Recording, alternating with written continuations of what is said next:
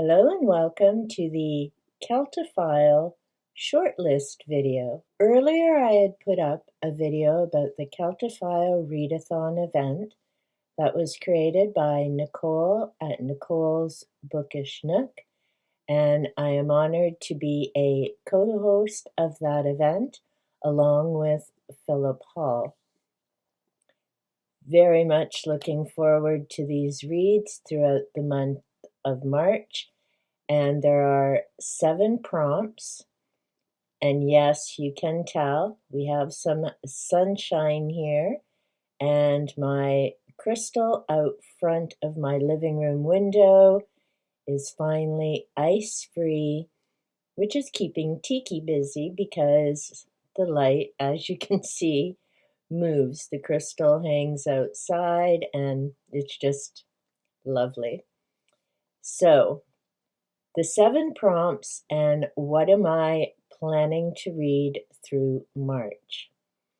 Number 1, read a book with a green, white, orange, or all 3 colors cover. I had a number of books to choose from, but I narrowed it down to 3 options, and I'll see which ones I managed to finish. The first is Siri Norman, Fairy Stones. Looking forward to this reread. I enjoyed it because it's an exploration of the folklore and fairies associated with stones and crystals. And I do have crystals throughout my home. I have my salt lamp on here beside me. I have a beautiful blue crystal ball here. It sits on a dragon stand, of course. And I have crystals in numerous other locations. I've taken courses on working with crystals, so I definitely want to reread and revisit this. Another possible pick is A Guide to the Celtic and Druid Mysteries. This is Lore of the Bard. I love this cover. And this is by Arthur Rowan. Now, this is a new to me book, so I haven't read it before. I'm very much looking forward to the read, and I'm not sure if I will be able to get it started this month or not, but I will definitely be reading this at some point in 2025. The third pick is Nature Speak, and this is Signs, Omens, and Messages in Nature. This is by Ted Andrew. I have read this book before. I need to read it again, go through and make notes. So I'm not sure if Ted Andrews' book will be the pick because I do have a rather busy reading month in March. So it may end up being Fairy Stones for prompt number 1. We'll just have to wait and see. Now, prompt number 2 is read a book written by Morgan Llewellyn. I don't have any of those, so I already know I won't be finishing prompt number 2. Prompt number 3, read a book written by a native-born Celtic author. I selected The Green Man, Spirit of Nature. This is by John Matthews. I also shared in my previous video that I bought this book as part of a kit, and I do have a little green man out in my yard.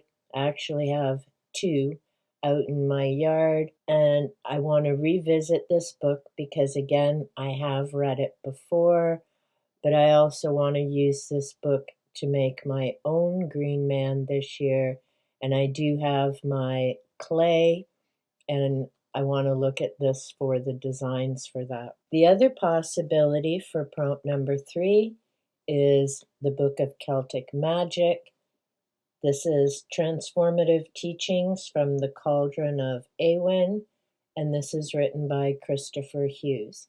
And yes, I have read this book as well. It was a number of years ago now, so I am looking forward to revisiting this book. and we'll just have to see which one I end up reading. Number 4 is read a fiction or nonfiction book about Ireland. All time periods welcome. Now, I actually have 2 that I could have incorporated here. I picked the Book of Irish Legends. This is by Ian Sazek, and it's illustrated by Emma Gardner. I'm very much looking forward to going through and reading the various legends. There are certainly a number of them, and I may have to keep my copy of Celtic Lore and Spellcraft of the Dark Goddess handy, because Stephanie Woodfield did, in the back, include a pronunciation key. And so I do think that for some of the names that come up in the Irish legends, this will be handy to have close by.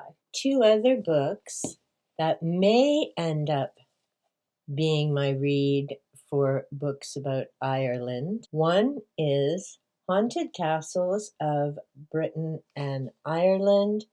This is by Richard Jones, and I haven't read this one front to back yet.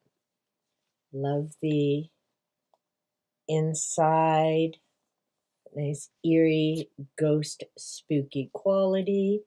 And I did note in the front here, I bought this January the 17th, 2004. I very much enjoy it. We have the various castles, beautiful pictures. So it isn't just about Ireland, but Ireland is certainly an important part of it. The other book that I may include is Mystical Britain and Ireland, over 100 important places of ancient worship and legend. This is also by Richard Jones, and the photography on both these books is by John Mason. Again, I haven't read this one front to back yet. The inside is those incredible spirals. And again, we have great information, beautiful photographs. So I just may be tempted to read one of them.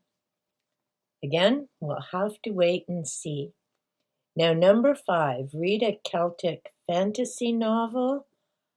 I couldn't think of one. Maybe one of my other reads will tie in with it. We'll just have to wait and see. Number 6 is read a fiction or nonfiction book about Celtic myths, legends, or tales. For prompt number 6, I picked Finding Merlin, and this is by Adam Ardrey. The truth behind the legend of the great Arthurian mage. I have read this book, I think, twice before, so this will be my 3rd read through. And this time I will definitely be doing more annotating, sorry Noah, in the book, as well as making other notes. But I am looking forward to revisiting this book. And prompt number 7, read a Celtic historical fiction novel. For that, I picked The Once and Future King by T.H. White. I've read this also in the past, looking forward to reading it again. Happy that I found it at my thrift store for $1, because it is not a small read, but it is definitely a read that I enjoyed many years ago. That is my short list for the Celtophile readathon. Be sure to check out Nicole's channel, Nicole's Bookish Nook, and Phillip Hall's channel to see what they're reading for this event as well. Remember to let me know in the comments down below if you're participating in the event. What are some of the reads that you're hoping to complete during the month of March? And remember to tag myself, Phillip, and Nicole in your videos about Celtophile so that we can come and see what books you're reading. And until next time, take good care.